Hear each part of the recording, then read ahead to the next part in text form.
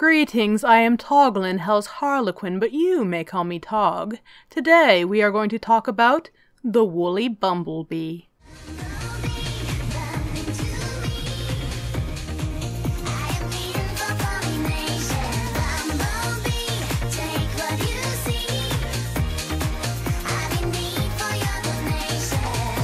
No, not that bumblebee. So let us start from the beginning. Earl Silverman was a man who ran a men's domestic violence shelter with money mostly from his own pocket. Not being able to receive enough public assistance to keep the shelter open, its closure led to his unfortunate suicide.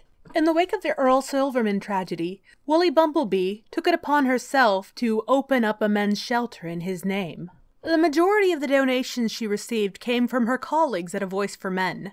At around 4 months, she gave up on this project. And rather than refunding the money, she donated it to the Canadian Association for Equality, which in her defense does actually support men's rights issues. Those who made large donations felt quite swindled, for the money did not go to the cause they were trying to support. Now obviously, that kind of decision on her part was very divisive. There are many supporters and there's many adversaries who have been bickering about it for years. What I would like us to focus on is her reaction to the backlash. She has been nothing but unapologetic, unsympathetic, and she seems to almost feed off the controversy. He's a king mixer.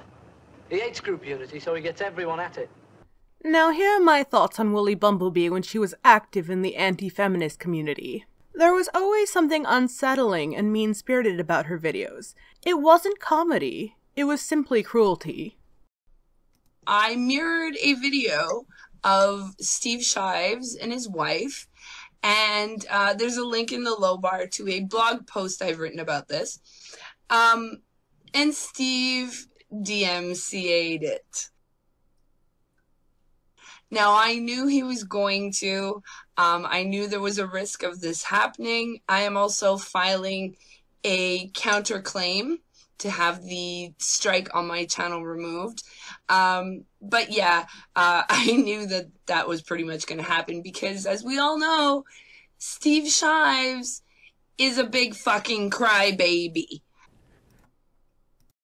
Now, as much as I hate defending Steve Shives, technically he was in his rights, for he has never openly given permission to mirror his videos, nor did she ever ask for specific permission. In fact, she was well aware of the consequences of her actions. Now, rather than getting stuck on these specific controversies, I want us to keep an open mind for the bigger picture. She delights in creeping up through the murky gray areas. After she strikes, she dances in the chaos that ensues. When I was an anti-feminist, I ended up being in this bubble, and this is something I think is really important to talk about, is when you end up in these echo chambers, you're reinforced, right? So you do these videos where you're like, oh, you're a fucking idiot, you're a fucking moron, you're this, you're that. You don't really have an argument, you're just sort of slagging people off. I was relieved hearing her confirm my suspicions about her content. But my, what an interesting pattern of behavior she seems to have. When Bering went on the stream, thank you, Bering. Thank you. Bering, you're fucking awesome. If I could give you a bear hug, I would. So what did Bering do? Bering's smart. Bering actually went to check if these tweets were real. And oh my God, they were real. They were real. And so everybody starts backpedaling. And That's Bering, like, just pwned their asses. I'm sorry, Bering was fucking awesome. And that's why I think Bering is awesome. A few moments later. He did steal someone else's artwork. It is strange how worked up she's getting over Bering's copyright dispute. You stole someone's artwork. That's really low. And so now it's coming to bite you in the ass. If you steal something, you deserve the consequences. Stole someone's artwork. Stealing someone's fucking artwork. Stealing, theft. I'm sorry, this is outright theft of someone's property. You stole shit. You brought it on yourself. She gave us an opportunity here. Even if we were to completely ignore the incident that happened in 2013, using her logic, Didn't she steal Steve Shive's video? How very interesting. Now that thought was just for a bit of fun. I don't actually want this video to be about copyright infringements. From all these various incidents, I see a pattern. The first step is provocation.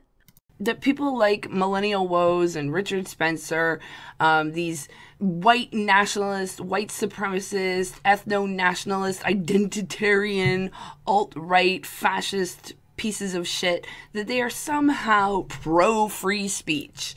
And they keep saying this over and over again, you know, you gotta let them talk, because those are the free speech warriors. Those are the people who really care about free speech. You must let them speak. She never directly says that white supremacists are not allowed to speak, but as you can see, it seems to be implied. Let's see what her next move is. Hey everybody. So I'm making this video because apparently some people are really stupid and they don't know how to listen to things or how to understand words.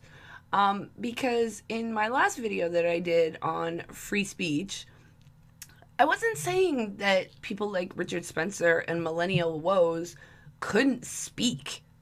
After her provocation is successful, she uses the oncoming backlash to justify her pompous disdain for others.